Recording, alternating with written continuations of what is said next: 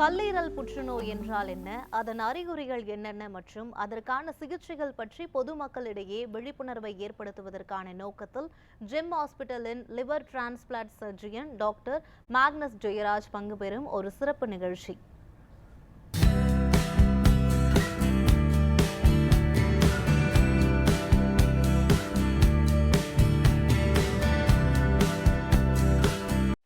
News 7 Tamil நேயர்களுக்கு வணக்கம். GeM hospital வழங்கும் புற்றுநோயை வெல்வோம் சிறப்பு நிகழ்ச்சிக்கு உங்களை வரவேற்பது நான் மோகன் ராஜ் பழனி. இன்றைய நிகழ்ச்சியில் கல்லீரல் புற்றுநோய் ஏற்படுவது எதனால், அதன் அறிகுறி என்ன, இதற்கான நவீன சிகிச்சை முறைகள் என்ன என்பது குறித்து விரிவான மருத்துவ ஆலோசனையை வழங்குவதற்காக ஜெம் ஹாஸ்பிட்டலின் உடல் உறுப்பு மாற்று அறுவை சிகிச்சை நிபுணர் டாக்டர் மேக்னஸ் ஜெயராஜ் நம்மோடு இணைந்திருக்கிறார். அவரை வரவேற்று நிகழ்ச்சிக்குள் செல்லலாம்.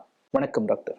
வணக்கம் டாக்டர். இந்த கல்லீரல் புற்றுநோய் அப்படிங்கிறது யாருக்கெல்லாம் ஏற்படும்? கல்லீரல் புற்றுநோய் முக்கால்வாசி ஆல்ரெடி லிவர் டேமேஜ் ஆனவங்க, அதாவது லிவர் கெட்டுப்போன கல்லீரல் கெட்டுப்போனவங்களுக்கு லிவர் கேன்சர் வரும், கல்லீரலில் புற்றுநோய் வரும். நம்ம ஊர்ல லிவர் கெட்டு போகுது அப்படின்னா குடிச்சே அழிச்சிட்டாங்க அப்படின்னு சொல்லுவாங்க. அந்த மாதிரி என்னென்ன காரணங்கள் லிவர் கெட்டு போறதுக்கான வாய்ப்பு இருக்கிறது?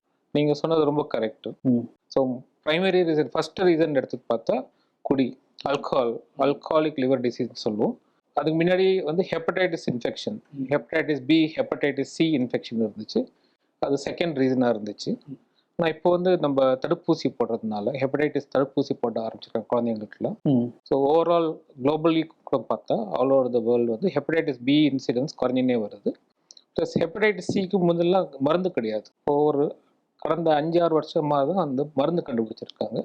ஹெப்படைட்டிஸ் சி முழுமையாக குணப்படுத்துறதுக்கு மருந்து வந்திருக்கு. ஸோ ஹெப்படைட்டிஸ் பி, ஹெப்படைட்டிஸ் சினால வர லிவர் கெட்டு போகிற வியாதி, கிரானிக் லிவர் டிசீஸ் ரொம்ப கம்மியாயிடுச்சு. இப்போ ஆல்கஹாலிக் அடுத்ததாக வந்து நான் alcoholic liver disease, fatty liver டிசீஸ்ன்னு சொல்கிறோம். அதுதான் மோர் காமனாக இருக்குது. இன்ஃபேக்ட் நம்ம கம்யூனிட்டிலே எடுத்து பார்த்தா, இப்போ மெட்ராஸ்லேயே எடுத்து ஒரு சர்வே பண்ணி பார்த்தா 3ல் 2 பேருக்கு இந்த ஃபேட்டி லிவர் டிசீஸ் இருக்குது. ஸோ ஃபியூச்சரில் அந்த ஃபேட்டி லிவர் டிசீஸ் மோசமாக அந்த ஃபேட்டி லிவர் பேக்ரவுண்டில் ஒரு லிவர் கேன்சர், புற்றுநோய் வர்றதுக்கு அதிக வாய்ப்பு இருக்குது. இந்த லிவர் கெட்டு போறதுலேயே இருக்கக்கூடிய அந்த மாறுபாடுகள் என்ன டாக்டர்? லிவர் வந்து என்ன சொல்லணும்னா, என்னதான் அடித்தாலும் தாங்குற மாதிரி ஒரு ஆர்கன் அது. ஸோ லிவர் கெட்டு போய் உள்ளாரே கெட்டு போயின்னு இருக்கும். ஃபேட்டி லிவர் வந்து ஃபைப்ரோசிஸ் வந்து சிரோசிஸ் வந்து உள்ளாரே இந்த ப்ராசஸில் நடந்துன்னு இருக்கும். வெளியில் பெருசாக ஒன்றும் தெரியாது. இப்போ குடியினால இந்த மாதிரியான பாதிப்பு வரும், ஃபேட்டி லிவர்னா இந்த மாதிரியான பாதிப்பு வரும்னு நம்ம எப்படி புரிஞ்சுக்கலாம் டாக்டர்? ரெண்டுத்துக்கும் ஒரு சிமிலர் பார்க்கவேன்னு சொல்லுவோம். குடித்தாலும் அதில் வந்து ஃபர்ஸ்ட் ஃபேட்டு தான் டெபாசிட் ஆகும், ஈரல் வீங்கும், அதுக்கப்புறமா ஃபைப்ரோசிஸ் ஆகும், ஈரல் சுருங்கும், அதுக்கப்புறமா சிரோசிஸ், பெர்மனன்ட் டேமேஜ் ஆகும். லிவர் சிரோசிஸ் இதுதான் ஆல்கஹால் குடிச்சா ஆகுறது. இதே வந்து சுகர் பேஷண்ட்டோ, ஓவர் வெயிட்டாக இருக்கிற பேஷண்ட்டோ, ஒபிசிட்டி, உடல் பருமன் அதிகமாக இருக்கிறவங்களுக்கு இதே ஸ்டேஜ் தான். முதல்ல வந்து லிவர் ஃபேட்டி லிவர், ஃபேட்டு போய் லிவரில் டெபாசிட் ஆகுறது, லிவர் வீங்கும். அதுக்கப்புறமா அந்த லிவர், அந்த ஃபேட் வந்து லிவருக்கே கெடுதல். ஸோ அந்த லிவர் வந்து சுருங்கும். அதுக்கப்புறமா சிரோசிஸ் ஆகும். ஸோ இதெல்லாம் வந்து வயிற்றுக்குள்ளாரே நடக்கும், வெளியில் ஒன்றும் தெரியாது. அந்த டயபெட்டிக்காக இருக்கிறவங்களுக்கோ, லிவர் ஆல்கஹால் சாப்பிட்றவங்களுக்கோ ஒரு முழுமையாக டேமேஜ் ஆகிட்ட பிறகு கடைசியாக ஜாண்டிஸ் வரும்போதோ, கால் வீக்கம் வரும்போதோ, வயிறு வீக்கம் வரும்போதோ அப்போ தான் வந்து லிவர் டேமேஜ் ஆனதே தெரியும். டேமேஜுக்கு அந்த ஆரம்பத்திலேயே அறிகுறிகள் அவ்வளவா தெரியாது doctor. So once liver damage ஆகிடுச்சு ஃபுல்லாக, அதாவது பர்மனெண்ட்டாக டேமேஜ் ஆகிடுச்சுன்னா அவங்களுக்கு வந்து வேறு அறிகுறிகள் வரும். ஒன்று வந்து கால் வீக்கம், அதாவது ஆல்புமின் சத்து குறைவானதுனால உடம்புல எல்லா பகுதியிலும் வந்து நீர் கோக்கும். ஸோ காலில் பர்டிகுலராக எதுக்கு நீர் கோக்குன்னா, நம்ம எப்போ பார்த்தாலும் நின்று இருக்கிறதுனால மோஸ்ட்லி கிராவிட்டினால கீழே போய் காலில் நீர் கோக்கும். அது அடுத்ததாக வயிறில் நீர் சேரும். ஸோ அது வந்து அசைட்டிஸ்ன்னு சொல்லுவோம். கொஞ்சம் அட்வான்ஸ் டிசீஸ் பண்ணால் ஜாண்டிஸ், மஞ்சக்காமால் வரும். இன்னும் கொஞ்சம் அட்வான்ஸ் டிசீஸ் பண்ணால் சில பேருக்கு ரத்த வாந்தி வரும். அந்த லிவர் சுருங்குனதுனால, அந்த லிவர் சாஃப்டான லிவர் ஹார்ட் ஆகிட்டதுனால பக்கத்தில் இருக்கிற ரத்த குழாலாம் வீங்கி போய் வெடிச்சதுன்னா ரத்த வாந்தி எடுப்பாங்க. ஸோ கேள்விப்பட்டிருப்பீங்க, லிவர் கெட்டு போயிடுச்சுன்னா ரத்த வாந்தி வந்து செத்துட்டாங்க. ஸோ இதெல்லாம் வந்து லேட் ஸ்டேஜஸில் வரும். இந்த லிவர் கெட்டு போகிறதுனால உடல் இயக்கமே எந்த அளவுக்கு பாதிக்கப்படும் டாக்டர்? அதாவது ஸோ லிவருக்கு வந்து ஒரு 500 ஃபங்க்ஷனாவது இருக்குது நம்மளுக்கு. இப்போது ஹார்ட்னு எடுத்துக்கிட்டிங்கன்னா ஹார்ட்டுக்கு வந்து ஒரு ஒரு வேலை, அதாவது ஒரு செயல்பாடு அது நம்ம பிளட்டை வந்து பம்ப் பண்ணுறது. லங்ஸ் வந்து ஆக்சிஜன் எடுத்து carbon di oxide okay. Kidney வந்து கழுவி வந்து வெளியில் எடுக்கிறது. நான் லிவருக்கு வந்து நிறைய ஒரு 500 வேலை இருக்கு உடம்புல.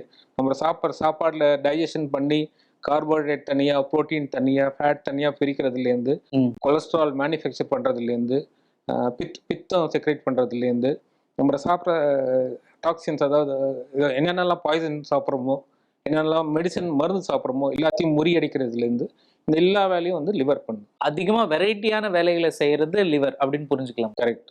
ஸோ லிவர் வந்து ஒரு வைட்டல் ஆர்கன். வைட்டல் ஆர்கன்னா அந்த அந்த அந்த ஆர்கன் வேலை செய்யலைன்னா உயிருக்கு ஆபத்து. இப்போ வந்து நம்ம கை வந்து வைட்டல் ஆர்கன் கிடையாது. கை வெட்டினாலும் நம்ம உயிராக இருக்கலாம்.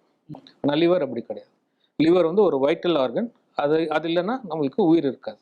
ஆனால் என்னன்னா இவ்வளோ வேலை செய்கிறதுனால லிவர் ரீப்ளேஸ் பண்ணுறது ஈஸி கிடையாது. கிட்னிக்கு வந்து ஒரு டயாலிசிஸ் மெஷின் இருக்குது. கிட்னி வந்து ரத்தத்தை சுத்தப்படுத்துது. ஸோ நம்ம மெஷின் வச்சு அந்த ரத்தத்தை சுத்தப்படுத்திக்கலாம். இப்போது லங்ஸுக்கு வந்து ஆக்சிஜன் எடுத்து கார்பன் டை ஆக்சைடு கொடுக்குது. லங்ஸ் கெட்டு போனால் வென்டிலேட்டர் ஒரு சப்போர்ட் இருக்குது, ஒரு தனியாக ஒரு மிஷின் இருக்குது. ஹார்ட்டுக்குன்னு ஒரு தனியாக மிஷின் இருக்குது. லிவருக்கு அப்படி கிடையாது. லிவர் கெட்டு போயிடுச்சுன்னா டிரான்ஸ்பிளான்டேஷன் பண்ணி புது லிவர் வைக்கிற வரைக்கும் அவருக்கு உயிருக்கு ஆபத்து தான். எந்த ஸ்டேஜில் அந்த உறுப்பு மாற்ற வேண்டிய தேவை ஏற்படும் டாக்டர்? ஸோ உறுப்பு மாற்றம் வந்து நான் சொன்ன மாதிரி சிரோசிஸ், லிவர் கேன்சருக்குமே வந்து ட்ரீட்மெண்ட் வந்து liver transplantation. So liver transplantation எதுக்கு பண்ணுவோன்னா, லிவர் கேன்சர்ன்றது ஒரு கெட்டுப்போன லிவரில் வரக்கூடிய ஒரு கேன்சர். ஸோ வெறும் அந்த கேன்சர் மட்டும் கட் பண்ணி எடுத்தோ இல்லைன்னா அதை பேர்ன் பண்ணி விட்டாலும் இன்னொரு இடத்துல கேன்சர் வரும். ஸோ அதனால் அந்த ஹோல் லிவர், அந்த கெட்டுப்போன முழு லிவரையும் எடுத்து புது லிவரை வச்சா தான் அந்த லிவருக்கு ப்ராப்பர் ட்ரீட்மெண்ட், அந்த கேன்சருக்கு ப்ராப்பர் ட்ரீட்மெண்ட் கொடுக்க முடியும். ஸோ இதில் ரெண்டு விஷயம் இருக்குது. ஒன்று அட்வான்டேஜ் இருக்குது, ஒன்று நல்லதும் இருக்குது, கெட்டது இருக்குது.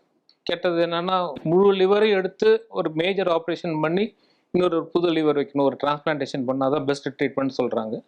அதில் என்ன அட்வான்டேஜ்னா, இந்த நார்மலாக ஒரு கேன்சர்னு எடுத்தால் ஒரு 5 வருஷத்தில் சர்வைவல்னு சொன்னால் ஒரு 50% குறைவாக இருக்கும். ஆனால் லிவருக்கு அப்படி கிடையாது. ஒரு புது லிவர் வந்துட்டதுனால திருப்பி அந்த கேன்சர் வர்றதுக்கு வாய்ப்பு ரொம்ப ரொம்ப கம்மியாகிட்டதுனால சர்வைவல், அதாவது ரொம்ப நாள் நீடித்து வாழறதுக்கு அதிக சான்ஸ் இருக்குது. ஸோ லிவர் கேன்சர்லேயே ஒரு ஸ்டெப் எடுத்து பார்த்தா லிவர் கேன்சர் வந்து ட்ரீட்மெண்ட் பண்ணக்கூடிய ஸ்டேஜில் கண்டுபிடிச்சா ரொம்ப நல்ல ட்ரீட்மெண்ட் கொடுக்க முடியும். லிவர் கேன்சர் ஒருத்தருக்கு வந்துருச்சு அப்படின்னா அவருடைய வாழ்நாள் எந்த அளவுக்கு இருக்கும் அப்படின்னு உங்களால் சொல்ல முடியுமா டாக்டர்? ஸோ லிவர் கேன்சர் வந்துடுச்சு, அதை ட்ரீட்மெண்ட் சரியாக பண்ணலைன்னா அவருங்க 1 வருஷம் 1.5 வருஷம் அந்த மாதிரி தான் யூஸ்வலாக லைஃப் ஸ்பேன் இருக்கும். அது லிவர் கேன்சர் ஸ்ப்ரெட் ஆகி உயிர் போகிறதுக்கு அந்த மாதிரி வாய்ப்பு. ஒன்ஸ் ட்ரீட்மெண்ட் பண்ணிட்டோன்னு நினச்சோம்னா ஒரு 10 வருஷத்துக்கு மேலே கூட நல்லா நார்மல் லைஃப் வாழறதுக்கு நல்ல வாய்ப்பு. லிவர் கேன்சர் வந்தவங்களுக்கு அந்த உறுப்பை மாற்ற சிகிச்சையை தாண்டி வேற என்னெல்லாம் ட்ரீட்மெண்ட்ஸ் இருக்கு? நான் சொன்ன மாதிரி பெஸ்ட் ட்ரீட்மெண்ட் வந்து அந்த லிவரே எடுத்து புது லிவர் வைக்கிறது, லிவர் டிரான்ஸ்பிளான்ட் பண்ணுறது. நான் சொன்ன மாதிரி 3/4 பேருக்கு வந்து லிவர் கெட்டு போய் தான் அவங்களுக்கு லிவர் கேன்சர் வரும். 3/4 பேருக்கு லிவர் நார்மல் லிவர்லேயே கூட கேன்சர் வரலாம். அது வந்து ஸ்கேன் பண்ணியோ இல்லைன்னா வேற யூஸ்வலாக ஸ்கேன் பண்ணி தான் கண்டுபிடிப்போம் அந்த மாதிரி ஒரு கேன்சர் இருக்குன்னு தெரியாது. அப்படி தெரிய வந்துச்சுன்னா வெறும் சர்ஜரி, அந்த பாகம் மட்டும் கட் பண்ணி எடுத்து ட்ரீட்மெண்ட் பண்ணலாம். இல்லைன்னா அந்த சின்ன பாகத்தை மட்டும் ஒரு ரேடியோ ஃப்ரீக்வன்சி அப்ளேஷன் சொல்லுவோம், ஒரு ப்ரோப் வச்சு அந்த பாகத்தை மட்டும் எரிச்சு விடுறது. அடுத்தது கீமோதெரப்பி, ரேடியோதெரப்பி, வேரியஸ் ட்ரீட்மெண்ட்ஸ் இருக்குது. ஆனால் அந்த ட்ரீட்மெண்ட்ஸ் எல்லாரும் மோஸ்ட் சக்ஸஸ்ஃபுல் ட்ரீட்மெண்ட் வந்து லிவர் டிரான்ஸ்பிளான்டேஷன். ஏன்னா அந்த முழு லிவர் எங்கே கேன்சர் வரக்கூடிய பகுதி இருக்கோ அதே நம்ம மாற்றுறதுனால திருப்பி கேன்சர் வர்றதுக்கு வாய்ப்பு ரொம்ப கம்மியாகிடும். டாக்டர், இவ்வளோ முக்கியமான உறுப்பான இந்த லிவரை கேன்சர் வராமல் மற்ற பாதிக்காமல் நாம் எப்படி பாதுகாக்கிறது? ஹெல்த்தி லிவர் வந்து ஹெல்த்தி பாடியில் தான் இருக்கும். 2 முக்கியமான விஷயம். ஒன்று வந்து அல்கோஹால் சுத்தமாக தொடக்கூடாது. முதல்ல அல்கோஹாலுக்கு ஒரு லிமிட் வச்சுருந்தோம். இந்த லிமிட்டுக்கு மேலே குடித்தாதான் லிவர் பாதிக்கும்னு இப்போ அது டிஸ்ப்ரூவ் ஆகிடுச்சு. கொஞ்சம் குடித்தாலே லிவர் பாதிக்கிறதுக்கு நல்ல வாய்ப்பு இருக்குது. ஸோ அல்கோஹால் சுத்தமாக அவாய்ட் பண்ணுறது பெட்டர். இன்னொன்று வந்து வெயிட் மெயின்டைன் பண்ணணும், சரிங்களா? இப்போ எல்லாருமே ஒரு தொப்பையோட தான் ஒரு 30 வயசு 35 வயசு தாண்டினாலே தொப்பையோடு இருக்காங்க. அது நேஷ்னல் லெவல்லே ஒரு எமர்ஜென்சி ஆக போகுது. 2/3 ஆஃப் 3ல் 2 பேருக்கு ஃபேட்டி லிவர் டிசீஸ் நம்ம இந்தியாவில் கண்டுபிடிச்சிருக்காங்க. இப்படியே போயிடுச்சுன்னா இன்னும் ஒரு 10 வருஷத்தில் நிறைய லிவர் சிரோசிஸ் பேஷண்ட்ஸும் லிவர் கேன்சர் பேஷண்ட்ஸும் நம்ம பார்க்க ஃப்யூச்சரில் வாய்ப்பு இருக்குது. இவ்வளோ நேரம் கல்லீரல் புற்றுநோய் குறித்தும் அதன் அறிகுறிகள், அதற்கான சிகிச்சை முறைகள், கல்லீரல் அப்படிங்கிறது நம்ம உடம்புல என்ன மாதிரியான வேலை செய்கிறது, அதை எவ்வளோ பத்திரமா நம்ம பார்த்துக்கணும் என்பது குறித்த மருத்துவ ஆலோசனைகளை வழங்கி விழிப்புணர்வை ஏற்படுத்தியதற்காக நன்றி டாக்டர். நன்றி. நேயர்களை மீண்டும் மற்றொரு நிகழ்ச்சியில் சந்திக்கலாம். நன்றி, வணக்கம்.